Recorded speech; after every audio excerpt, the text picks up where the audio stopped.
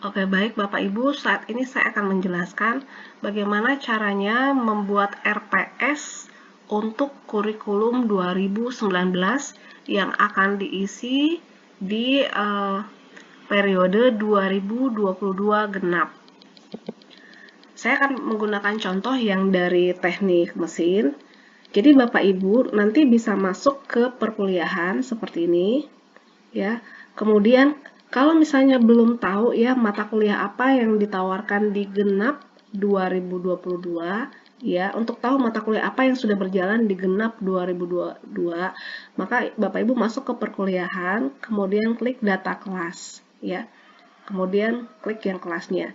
Ini tujuannya untuk tahu mata kuliah apa saja yang sudah berjalan di 2022 genap. Nah, kemudian nanti di sini periode akademiknya ini ganti ke 2022 genap seperti itu. Ya. Nah, ini yang saya ambil teknik mesin dua-duanya. Nah, ini saya mau pinjam yang punyanya Pak Benyamin Tangaran ya. Saya pakai katakanlah mata kuliah Pak Benyamin Tangaran ini adalah mata kuliah yang menggunakan case method atau project based learning atau base project lah. Nah, ini saya ambil yang mata kuliahnya ini. Nanti Bapak Ibu pilih sendiri di prodinya yang mana yang menggunakan case atau project. Nah, ini saya coba ambil yang mata kuliah yang ini ya. Nah, ini yang Bapak Ibu perlu perhatikan pertama kali itu adalah jumlah pesertanya. Cari kelas yang case atau yang project tetapi jumlah kelasnya itu mencapai kelas minimum. Jangan sampai hanya beberapa orang saja di dalam. Nah, saya ambil saja yang ini yang paling mudah, yang paling di atas. Nah, nanti caranya Bapak Ibu copy saja kode mata kuliahnya ini. Copy saja kode mata kuliahnya, katakanlah mata kuliah ini yang akan kita gunakan. Nah, ini tinggal di copy saja. Kemudian nanti kita masuk ke pengisian RPS-nya. Kembali Bapak Ibu masuk ke perkuliahan ya. Kemudian masuk ke data kurikulum, masuk ke mata kuliah ya.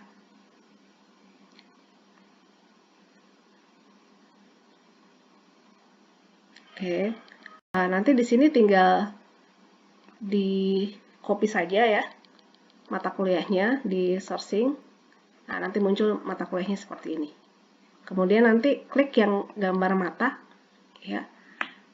Kemudian nah ini kalau sudah klik gambar mata, Bapak Ibu edit dulu ya.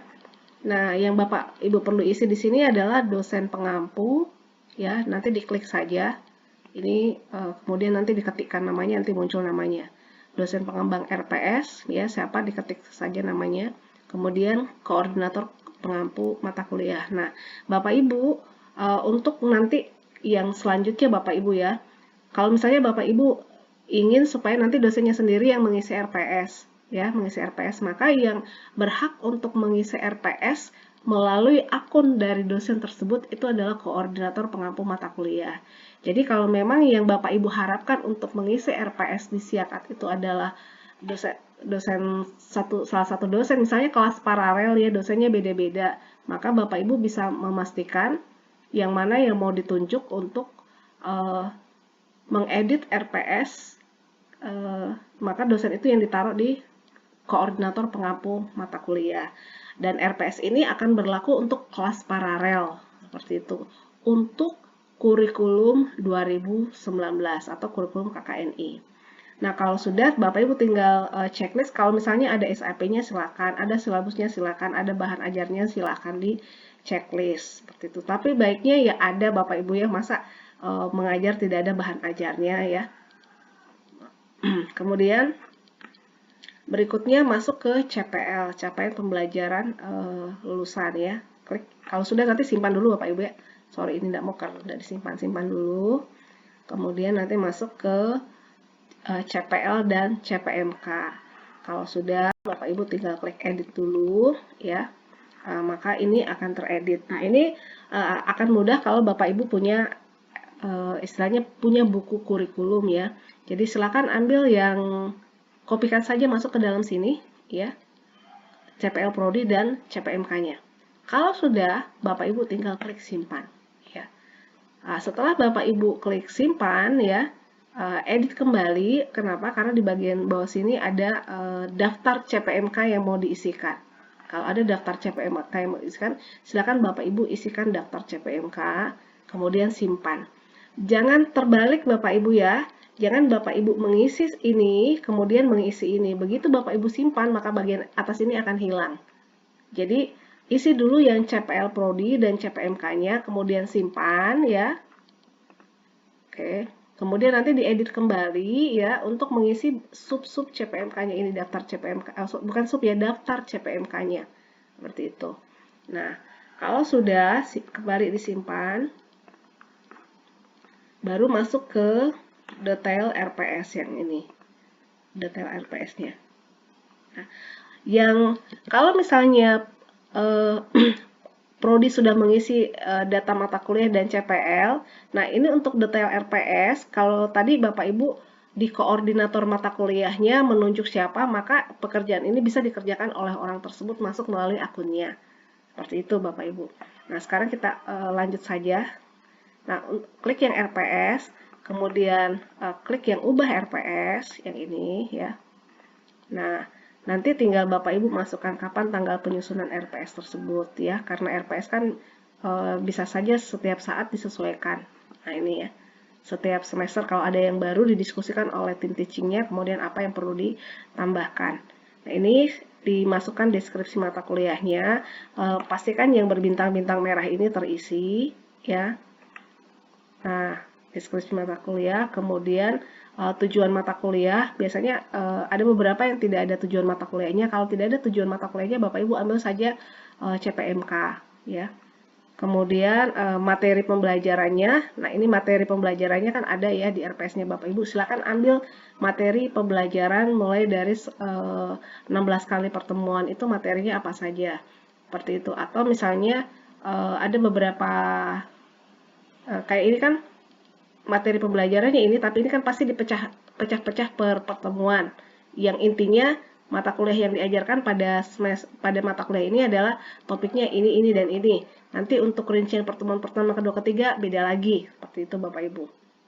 Boleh seperti itu. Tapi kalau misalnya Bapak Ibu mau copy ke dalam 1 sampai 16 karena cuma itu yang ada di RPS, ya itu saja. Ya. Nah, ini utamakan yang berbintang. Nah, tapi kalau ada Bapak Ibu ya, seperti kayak pustaka pendukung apa lengkapi saja ke dalam. Seperti itu Bapak Ibu. Kalau mau RPS-nya mau dilampirkan boleh silakan ya. Nah, usahakan ini terisi semua ya Bapak Ibu. Kalau sudah ya, masuk ke rencana pembelajaran. Nah, ini rencana pembelajaran ini yang per pertemuan. Jadi detail RPS sudah ya. Nah, kalau sudah disimpan kembali Bapak Ibu ya. Masuk ke rencana pembelajaran. Nah, klik yang tambah ya. Nah, Bapak Ibu di sini tadi ada kesempatan untuk ini ada untuk mengupload Excel, tetapi saya sudah konfirmasi dengan Sevima, kalau diupload dalam bentuk Excel, maka istilahnya tidak di sistem Siakat itu tidak akan terbaca. Tidak akan terbaca, dan di Navider juga tidak akan terbaca, di PDDikti tidak akan terbaca. Jadi baiknya Bapak Ibu jangan mengupload dalam bentuk Excel, tetapi klik saja yang tambahkan, tinggal di copy-copy saja Bapak Ibu ya. Tinggal klik yang ditambah. Nah, pertemuan pertama ya diisikan apa. Kemudian nah ini sub-sub CPMK-nya. Jadi di pertemuan pertama ya ini mohon untuk dilengkapi karena di video sebelumnya di IKU ya, di petunjuk Jaknis untuk IKU itu RPS-nya harus ada. Berarti per pertemuan ini harus diisi Bapak Ibu ya. Pertemuan pertama membahas mengenai apa? Ya, sub CPMK materi pertama membahas tentang apa. Kemudian indikator penilaiannya seperti apa. Nah, ini indikator penilaian ini ada hubungannya nanti dengan Bapak Ibu memberikan penilaian apa saja. Misalnya indikator penilaiannya itu adalah diskusi ya, kan tadi dijelaskan bahwa 50% itu harus ini. Terus apalagi yang Bapak Ibu berikan penilaian untuk penilaiannya. Nah, ini ada indikatornya, kemudian ada bentuk dan kriteria penilaiannya. Jadi biasanya kalau misalnya indikator penilaian itu Bapak Ibu bisa ambil kembali dari RPS-nya Bapak Ibu, seperti itu. Tapi biasanya kalau nanti untuk mudahnya bisa dihubungkan ke evaluasi penilaian, nanti bisa saya berikan. Nah, ini mohon untuk dilengkapi ya Bapak Ibu. Mohon untuk dilengkapi. Nah, nanti persennya di sini ini biasanya kalau setiap RPS itu pertemuan pertama diberikan bobot poin berapa kan ya Bapak Ibu ya, ada di RPS-nya Bapak Ibu. Jadi selama 16 kali pertemuan, setiap pertemuan itu bobotnya berapa. Nah, ini bisa dicantumkan di sini. Nah, kalau sudah Bapak Ibu bisa simpan ya. Aduh, ini tidak ada. Nanti Pak Ben tolong saya tidak bisa simpan lagi nih. Saya kembali saja deh. Ah, enggak mau. Oh, bisa. Oke. Kalau sudah masuk ke rencana evaluasi, yang ini ya. Nah, tadi Bapak Ibu yang indikator-indikator penilaian ya, yang di rencana pembelajaran yang ini kan tadi ada muncul permintaan tadi ya. Oke. Tadi kan diminta indikator penilaiannya dan bentuk dari penilaiannya. Nah, Bapak Ibu nanti bisa sesuaikan dengan yang di sini, yang di rencana evaluasi. Nah, di sini ada indikator penilaiannya ini, ya. Kemudian nanti bentuk penilaiannya bisa dalam bentuk seperti ini. Nah, caranya Bapak Ibu tinggal mengedit, ya. Nah, ingat tadi 50% itu harus dalam bentuk diskusi, ya, seperti itu. Nah, untuk mengisi ini berarti komponen yang dievaluasi ya, komponen yang dievaluasi ini aktivitas partisipatif. Berarti kalau aktivitas partisipatif ini kan tadi minimal 50%, ini katakanlah 50% ya Bapak Ibu. 50% yang ini. Terus nanti di sini Bapak Ibu jelaskan 50% itu misalnya diskusi ya, diskusi. Diskusi mengenai apa Bapak Ibu ya? Dijelaskan juga diskusinya seperti apa ya. Kemudian dari diskusi tersebut yang menjadi poin penilaian Bapak Ibu itu apa saja, misalnya diskusi mengenai apa, partisipasi kelas, yang jelas dia harus minimal di sini 50% seperti itu. Kalau misalnya ada diskusi, kemudian Bapak Ibu masih mau menilai juga kehadiran, ya boleh saja, misalnya ya kehadiran. Tapi yang jelas diskusinya itu harus 50% nanti kehadiran ya. Kemudian ada diskusi. Kemudian Bapak Ibu masih mau memberikan nilai juga tugas kelompok. Ya boleh-boleh saja seperti itu ya. Misalnya seperti ini Bapak Ibu ya. Nah, berarti kalau diskusinya sudah 50% tambah kehadiran misalnya 50%, berarti 55 tambah tugas kelompok misalnya tugas kelompoknya 10, berarti ini jadi poinnya di sini jadi 65. Ya. Jadi 65% ya. Nah, seperti itu. Nah, karena ini modelnya karena ini modelnya apa ya, case method, berarti tidak ada hasil proyeknya ya. Ini contoh saja Bapak Ibu ya, contoh saja. Berarti tidak ada ya. Kemudian apakah masih ada tugas lain lagi yang mau diberikan? Kalau ada silakan Bapak Ibu, tapi diberikan penjelasan. Tugas ini adalah misalnya karena di sini sudah ada tugas kelompok, berarti di sini ada tugas individu. Kalau dia tugas individu, modelnya seperti apa tugas individunya? Itu dijelaskan. Tugas individunya seperti apa? Diberikan juga penjelasan di tugas individu, tetapi diberikan penjelasan tugas individunya seperti apa, model tugas individu. Apakah dalam bentuk apa istilahnya? Dalam bentuk makalah atau dalam bentuk yang lainnya? Yang jelas ada tugas individunya. Nah, nanti dibobot berapa di sini seperti itu ya. Misalnya di tugas individu itu masih mau dikasih nilai 5 ya, 5%. Ya. Kemudian misalnya masih ada kuis atau tidak, kuisnya menjadi bagian penilaian atau tidak. Kalau misalnya tidak ada kuis ya kosongkan saja ya. Berarti di sini juga ini 0%. 0 ya. Oke, kemudian di sini berapa? Nah, di sini misalnya itu nilainya tidak ada ya, tidak ada, kasih minus saja. Apakah masih mau memberikan ujian tengah semester dan ujian akhir semester? Kalau ada silakan, kalau tidak ada ya silakan juga. Yang penting nanti totalnya mesti 100. Katakanlah oh masih ada ujian tengah semester. Oke. Ini karena sudah 70 berarti ujian tengah semesternya nanti dikasih 15 lah, begitu ya. Ini dalam bentuk ya ujian tengah semester. Kalau misalnya ujian tengah semesternya tidak dalam bentuk tertulis ya dijelaskan juga ya ujiannya dalam bentuk seperti apa ujian tengah semesternya. Seperti itu ya. Nah, ujian tengah semesternya dalam bentuk seperti apa? Kan biasa ada juga dosen yang mengganti ujian tengah semester dengan apa, seperti apa ya. Itu boleh dijelaskan. Nah, ini juga 15%. Ada juga yang memberikan ujian akhir semester tapi dalam bentuk apa seperti itu ya, boleh juga nanti dijelaskan Bapak Ibu ya, jangan sampai kosong deskripsinya. Kalau misalnya ujian tengah semesternya dalam bentuk tertulis ya tulis ujian semester tertulis ya. Ada juga kan yang tidak mau dalam bentuk tertulis tetapi maunya apa ya, face to face ya, boleh disampaikan seperti itu. Boleh seperti itu. Nah, yang jelas poinnya 100%. Kalau sudah tertulis. Oke. Kalau sudah nanti disimpan. Seperti ini. Oke. Ya, yakin. Nah, nanti yang detail RPS setiap pertemuan Bapak Ibu isikan ya sampai 16 kali pertemuan. Nah, kalau sudah ya, ini nanti sudah dibuat seperti ini ya. Nah, ini Bapak Ibu, ini harus menjadi kesepakatan di program studi Bapak Ibu ya. Kalau misalnya penilaian ini modelnya akan seperti ini. Ya karena ini akan dilihat dari kelompok mata kuliahnya ya. Kalau misalnya kita menuliskan bahwa ini adalah kelompok mata kuliah yang modelnya kuliah, maka semua yang modelnya kuliah itu bobot penilaiannya akan seperti ini.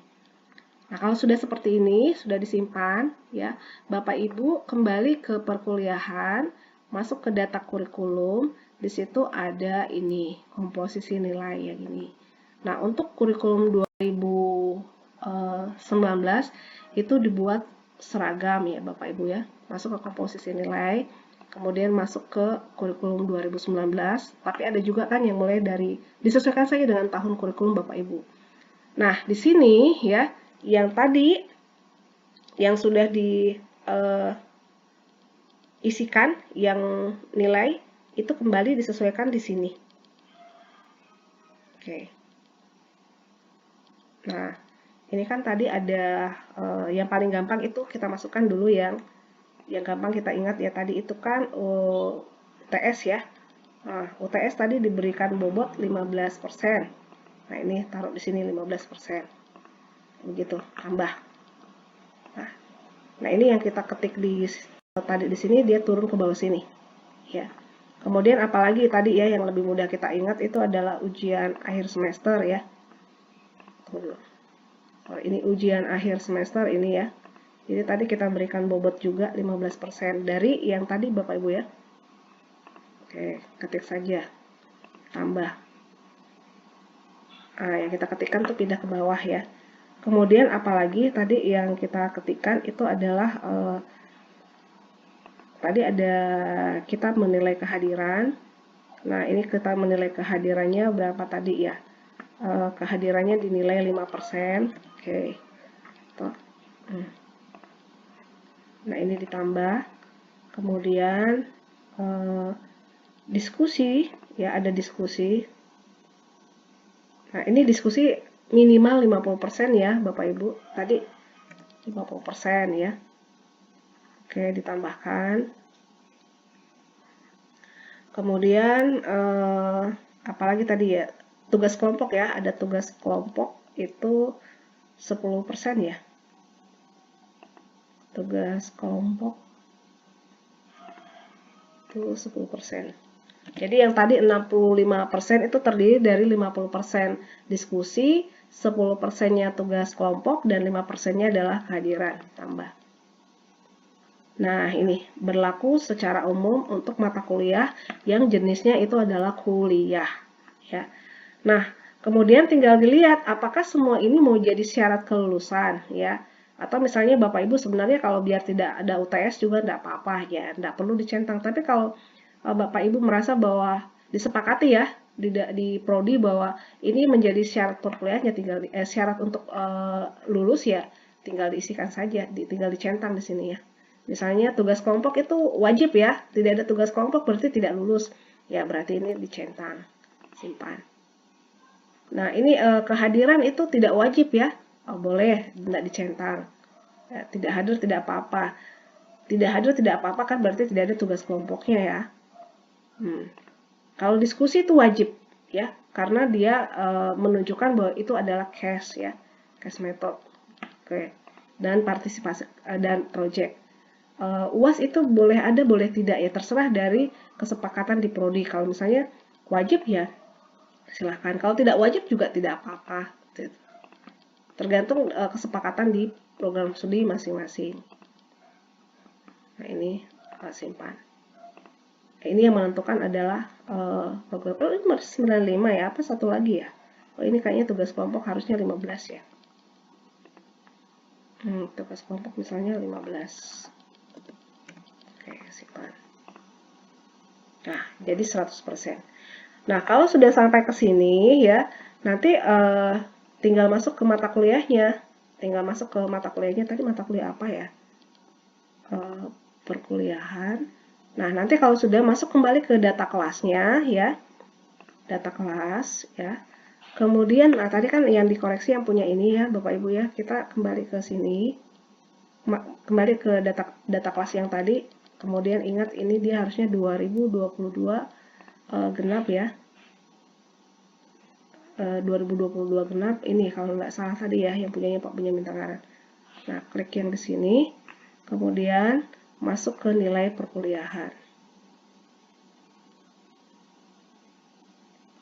Oke, nah di nilai perkuliahan ini bobot-bobot yang dimasukkan sudah ada.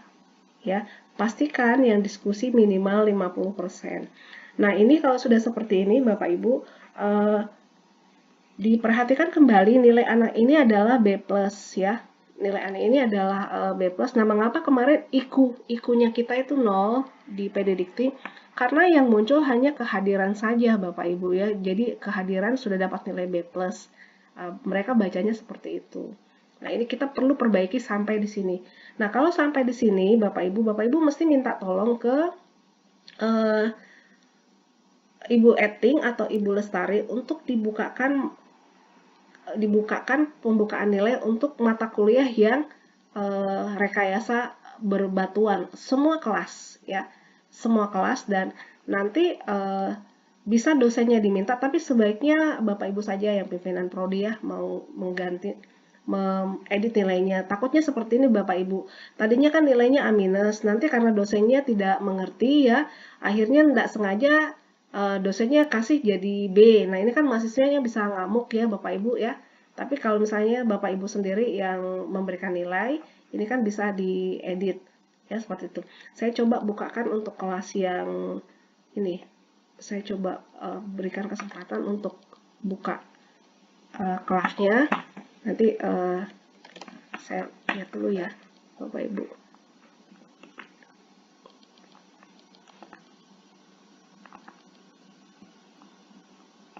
Untuk membukakan kunci kelasnya.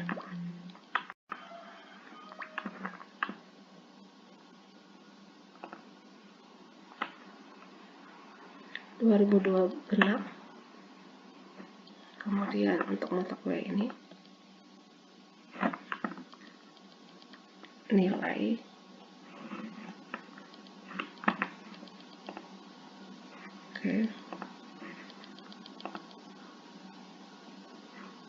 Oke, ini sudah dibukakan kunci nilainya, ini sudah bisa aksi.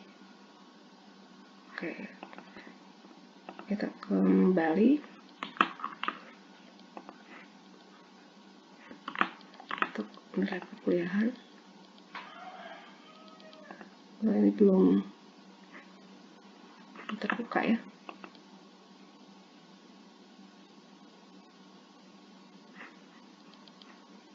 Ini sudah terbuka. Oke.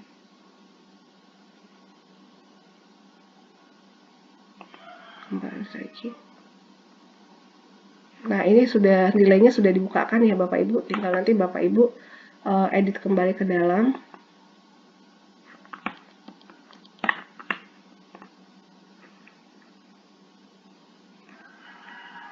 Nilai perkuliahan, kemudian klik yang edit ya. Nah, ini Bapak Ibu harus ingat nilainya A minus, ya. Nilainya ini A minus, ya. Maka nanti saya kasih contoh satu, ini nilainya harus A minus.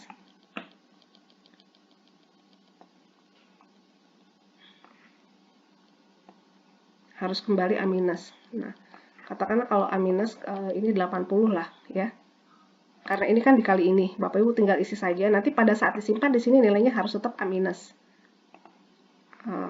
Katakanlah ini juga 80.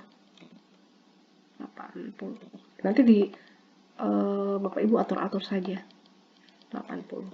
Nah, oke, kalau sudah coba disimpan. Yang penting kalau disimpan nanti nilainya harus kembali A minus. Masih berproses. Nah, ini kan jadinya B plus ya, harusnya kan A minus tadi ya.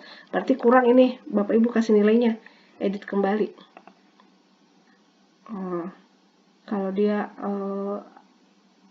berarti dia di sini harus kasih saja poin yang tinggi di sini. Karena di sini diskusinya 90 ya. Kita simpan kembali. Ya. Nah, ini kembali A minus. Ya. Nanti diatur seperti itu Bapak Ibu ya. Jangan sampai Bapak Ibu ini akhirnya nilainya di sini berubah ya. Yang jelas nilainya tidak boleh berubah. Jadi Bapak Ibu setelah Bapak Ibu mengisi semua kelengkapan di depan, kami di unit WR1 baru akan membuka kunci nilai ketika kami melihat bahwa Bapak Ibu sudah menyelesaikan RPS-nya sampai ke komposisi penilaian. Jika Bapak Ibu belum sampai ke komposisi penilaian, maka di unit WR1 sendiri kami tidak akan membukakan akses untuk membuka kunci nilai. Kemudian Bapak Ibu mohon untuk diperhatikan karena ini sangat riskan sekali ketika misalnya nilainya mahasiswa berubah ya. Nah, ini tolong Bapak Ibu untuk memperhatikannya. Akan jauh lebih bagus kalau misalnya Bapak Ibu sendiri yang memastikan nilai tersebut. Terima kasih Bapak Ibu, mohon kerjasamanya untuk kebaikan kampus kita. Terima kasih, semoga Tuhan memberkati pekerjaan kita semua.